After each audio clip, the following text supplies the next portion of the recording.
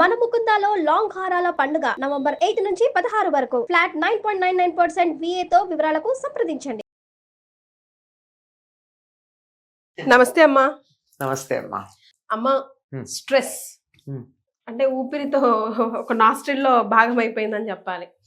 అంత ప్రతి ఒక్కరికి ఉంటుంది స్ట్రెస్. కానీ స్ట్రెస్ ని రిలీఫ్ ఎలా అవ్వాలో ఎవ్వరికి తెలియట్లే.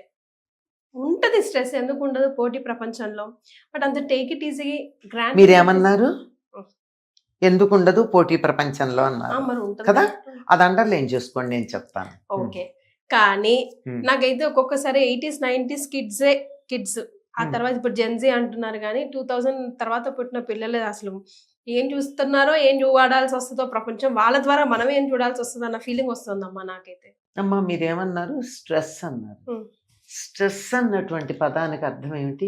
ఒత్తిడి. ఒత్తిడి అంటే ఏమిటి? ఇంత చోటుంటే ఇంత వస్తువు పెట్టాలంటే దాన్ని నొక్కి పెడతాం, ఒత్తిడి పెడతాం. అర్థమైందా? అంచేత అది వస్తువు కావచ్చు, పదార్థం కావచ్చు, ఆలోచన కావచ్చు, చదువు కావచ్చు, ఇంకొకటి కావచ్చు, ఇల్లు కావచ్చు, ఏదైనా సరే ఉన్న చోటు కన్నా ఎక్కువ కుక్కటం అని చెప్పాలి, అచ్చమైన తెలుగులో చెప్పుకోవాలి. కుక్కి పెడితే వచ్చేటటువంటిది ఒత్తిడి. కుక్కకుండా ఉంటే ఒత్తిడి లేదుగా, లేదు. అది మొదటిది. రెండోది ఇంకో మాట అన్నారు, ఈ పోటీ ప్రపంచంలో స్ట్రెస్ లేకుండా ఎట్లా ఉంటుందని. అసలు పోటీ ప్రపంచంలో మనం పోటీ ఎందుకు పడుతున్నా నాకు అర్థం కావట్లేదు. ఎవరితో పడుతున్నాం? అట్లా ఎట్లా కుదురుతుందమ్మా? నలుగురితో నారాయణ కదా మనం. నలుగురితో నారాయణ గారు నలుగురితో పోటీ పడమని చెప్పలేదే, అవునా కదా? ఇప్పుడు పిల్లలు ఉదాహరణ మొదలు పెడతాం, మనం ఎక్కడి నుంచి మొదలు పెడుతున్నాం? పిల్లల చదువులతో మొదలు పెడతాం. పిల్లల చదువులతో మొదలు పెడితే మన పిల్లవాడే క్లాస్ ఫస్ట్ రావాలని ఎందుకు అనుకోవాలి? 40 మంది తల్లిదండ్రులు అట్లా అనుకోవడం వల్ల కదా 40 మందికి స్ట్రెస్ ఉండేది. అందరూ క్లాస్ ఫస్ట్ ఎలా వస్తారు? 40 మంది రాలేరు కదా. అంచేత అలా అనుకోనక్కర్లా. ఏమనుకోవాలి? నా పిల్లవాడికి చదువు రావాలనుకోండి, క్లాస్ ఫస్ట్ రావాలనుకోకండి. వాడు ఏమవుతాడు? తర్వాత క్లాస్ ఫస్ట్ కోసం అడ్డదారులైనా తొక్కుతాడు తప్ప జ్ఞానం ఉండదు. రేపొద్దున ఇంటర్వ్యూకి వెళ్ళాక ఏముంది? ఇలా ఉన్నటువంటి డిగ్రీలు కాగితం మీద సమానం, నోరు విప్పితే కదా అవమానం. నోరు విప్పి అవమానం పడకుండా ఉండేటట్టుగా సబ్జెక్ట్ నేర్చుకోవడం మీద దృష్టి పెడితే క్లాస్ ఫస్ట్ రావాలనేటటువంటి ఒత్తిడి పిల్లల మీద మనం పెడుతున్నాం. ఒత్తిడి పెట్టకుండా ఉంటే పిల్లలకు ఒత్తిడి లేదు.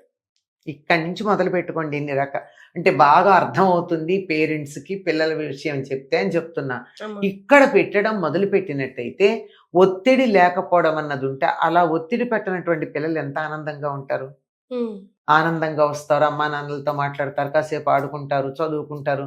ఏం నేర్చుకున్నావురా అంటే చెప్తారు. హోంవర్క్ చేసావా లేదా, అసైన్మెంట్స్ 2 మార్కులు వచ్చాయి అని దబాయించకుండా ఉంటే సబ్జెక్ట్ బాగా వింటారు కదా. రేపు పొద్దున చదువు అంటే ఎలర్జీ పుట్టకుండా చదువుకుంటారు కదా, ఎంత వయసులో వచ్చినా.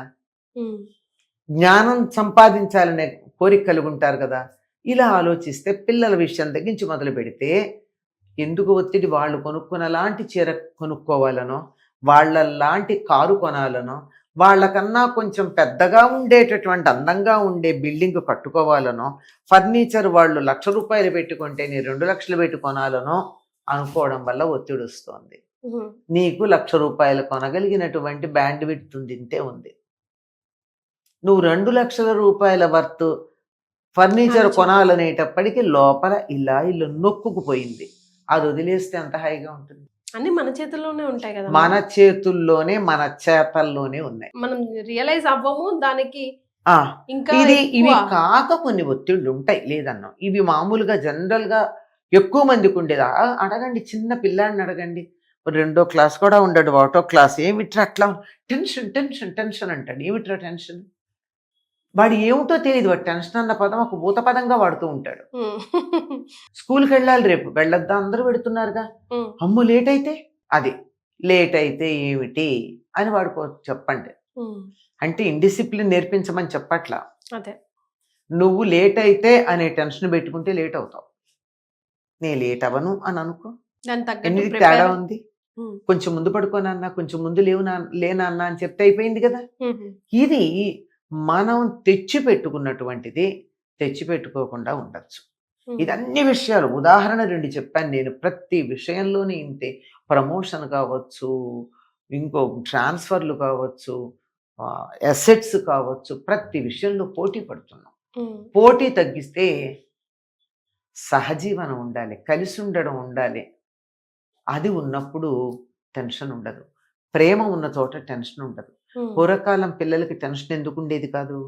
తల్లిదండ్రులు 2 మాటలు తిట్టినా తాతలో నాయనమ్మలు పర్లేదులేనన్నా అనేవారు. ఎందుకురా మేము అలా ఏడుస్తూ కూర్చున్నా అంటే, నాన్న తిట్టాడు. ఎందుకంటే నాకు లెక్కల్లో 98 వచ్చింది, 99 రాలేదు, అందుకని నాన్న తిట్టాడు అన్నాడు అనుకో. ఏం పర్వాలేదురా, వచ్చేసారి వస్తుంది. మీ నాన్నకి 40 వచ్చేది తెలుసా, మళ్ళీ అనకేం మీ నాన్నతో అని తాతగారు అన్నాడు అనుకో. పిల్లాడు ఇంకా స్ట్రెస్ ఫీల్ అవ్వాల్సిందే ఉంది. నేను 99 తెచ్చుకుని మా నాన్నకన్నా గొప్పని చూపించుకుంటానంటాడు. అంతేగాని stress feel for everything. This ఒక ఎగ్జాంపుల్గా చెప్పాను. కానీ ప్రతి దానికి ఇలా పోటీ తగ్గించుకుంటే టెన్షన్ ఉండదు. చాలా మందికి నాకు కూడా అలాగే అనిపిస్తుంది. ఎవ్రీథింగ్ ఈజ్ హియర్ కదా. బట్ ఏదైనా ప్రాబ్లం పెద్దదైనా చిన్నదైనా అఫ్ కోర్స్ అది అనుభవిస్తున్న వాళ్ళకి తెలుస్తుంది. నేను అన్నంత ఈజీగా అది వాళ్ళు యాక్సెప్ట్ చేయకపోవచ్చు, కానీ అట్లీస్ట్ బిగినింగ్ అక్కడ నుంచి పునాది అక్కడ పడుతుంది కదా. అన్ని ఇక్కడే ఏముంది, సరే అయిపోయింది, everything is planned already. Universe లో ఇలా జరగాలని రాసి పెట్టుంది కాబట్టి అలా జరుగుతుంది కదా అని యాక్సెప్ట్ చేసేసి ముందుకు వెళ్ళిపోతే అంత కష్టం ఉండదు కదా. యాక్సెప్టెన్స్ లేకపోవడమే ఇది మామూలుగా ఉండే మనం తెచ్చి పెట్టుకున్నవి. కానీ సహజంగా వచ్చేవి కొన్ని ఉంటాయమ్మా. ఏదో రకంగా పిల్లలకు అనారోగ్యం చేయడమో మరోటో అలాంటివి ఉంటాయి కదా. అటువంటప్పుడు కూడా నువ్వు నిజంగానే టెన్షన్ ఉంటుంది. కానీ టెన్షన్ పడితే అనారోగ్యం తగ్గుతుందా? దాని బదులు ఏం చేయాలి? ప్రశాంతంగా ఉండి దానికి పరిష్కారం వెతుక్కోవాలి. లేదంటే మనకి చేయగలిగింది ఏమన్నా ఉంటే చెయ్యాలి. వెంటనే వైద్యుని సంప్రదించటమో, మందులు వేయడమో, ఇంకోళ్ళతో మాట్లాడడము, ఉపశమనం కలిగించేట్టుగా 4 మాటలు మాట్లాడడము, ఇలాంటివి అనేకం ఉంటాయి. వీటిల్లో ఏదో ఒకటి చేయొచ్చు. ఎప్పుడైతే మీరే టెన్షన్ పడ్డారో చాలా కష్టం. నేను చాలా మందికి చెప్తా, ఎవరికన్నా ఒంట్లో బాగుండలేదంటే ముందు నీ ఆరోగ్యం చూసుకోమని చెప్తా. ఎందుకంటే నువ్వు ఆరోగ్యంగా ఉంటే వాళ్ళకి సేవ చేయగలవు. ఏదైనా చిట్కా ఉందమ్మా ఇన్స్టెంట్ గా స్ట్రెస్ రిలీఫ్ అవ్వడానికి? అంటే లైక్ కొంతమంది చెప్తారు ఫస్ట్ ప్రశాంతంగా కూర్చొని అట్లీస్ట్ ఒక 10 కౌంట్ చేసుకోండి, కొంచెం రిలీఫ్ వస్తుంది. లేదా ఏదైనా మీకు అంటే నేను టెన్షన్ లో ఉన్నానని నేను రియలైజ్ అవ్వాలి కదా. ఆ రియలైజేషన్ ఉండదు. టెన్షన్ పడిపోతూ ఉంటారు. టెన్షన్ లో ఉన్నానని గాని, టెన్షన్ నుంచి బయటికి రావాలని గాని ఆలోచన ఉండదు. ఒక్కవేళ అలా ఉండి నేను ప్రతిదానికే టెన్షన్ పడుతున్నాను, తగ్గించుకోవాలి అనుకున్నప్పుడు ఏం చేయాలో తెలుసమ్మా? ఇలా నిటారుగా కూర్చోవాలి. నిటారుగా కూర్చుని ప్రశాంతంగా గాలి పీల్చండి. చాలా కష్టం ఆ టెన్షన్లో. ఆవేశంగా అని వస్తుంది గాలి కాదు. వీలైనంత నెమ్మదిగా గాలి పీల్చి అంత నెమ్మదిగా ఆఖరుగా ఉండే చివరి బిట్టు దాకా వదిలే ప్రయత్నం చేయాలి. సాధారణంగా వదలలేం, దాచిపెట్టుకుంటాం. మనిషి స్వభావం అది. గాలే వదలనేమమ్మా పూర్తిగా, ఏం వదులుకుంటాం జీవితంలో కదా. కనుక నెమ్మదిగా గాలి పీల్చి ఎంతసేపు పీల్చగలవు అంతసేపు. ఊపిరితిత్తుల మీద బరువు పడకూడదు, గుండెల మీద బరువు పడకూడదు. ప్రశాంతంగా ఎంతసేపు పీల్చగలవో అంతసేపు ప్రశాంతంగా గాలి పీల్చటం. అంత ప్రశాంతంగా గాలి అని కాకుండా చాలా మంది అని వదులుతూ ఉంటారు. శబ్దం చెయ్యకుండా, లాంటి శబ్దాలు రాకుండా నెమ్మదిగా ఎంత వదలగలిగితే అంత. అలా 10 టైమ్స్ చెయ్యండి. అసలు 3 టైమ్స్కే మీకు అసలు టెన్షన్ తగ్గుతుంది. ప్రశాంతంగా గాలి పీల్చి వదిలితే 10 టైమ్స్ 11 టైమ్స్ చేస్తే కొంచెం ప్రశాంతత వస్తుంది.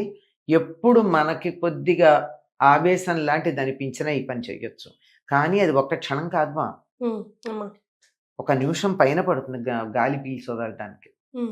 కానీ కోపంలో ఈ 1 నిమిషంలో 100 పనులు చేస్తాం. మరి పనికిరాని పనులు అవి కూడా. అదే పనికిరానివే. పనికొచ్చేవి ఎందుకు చేస్తాం?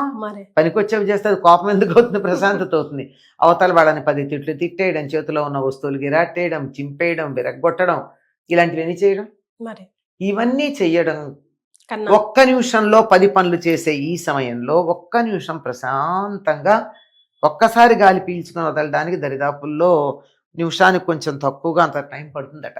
అమ్మా. అలా చేస్తే రోజుకి ఒక సమయం పెట్టుకుని ఉమ్. ఆ సమయంలో ఇలా గనక చేసినట్టయితే అతి త్వరలో మానసిక ప్రశాంతత వస్తుంది. ట్రై చేయండి. ఆ తర్వాత కావాలంటే మిగిలిన ప్రాణాయామాలన్నీ ప్రయత్నించండి. ఈ ఒక్క ప్రాణాయామానికి పక్కన ఎవరు లేకపోయినా హాయిగా చూసుకోవచ్చు. సో ప్రయత్నించండి. మీకు ఎలా అనిపించింది, ఎలాంటి చేంజెస్ అనిపించాయో షేర్ చేయండి. 10 మందికి ఉపయోగపడుతుంది. చాలా సంతోషం అమ్మా. ధన్యవాదాలు.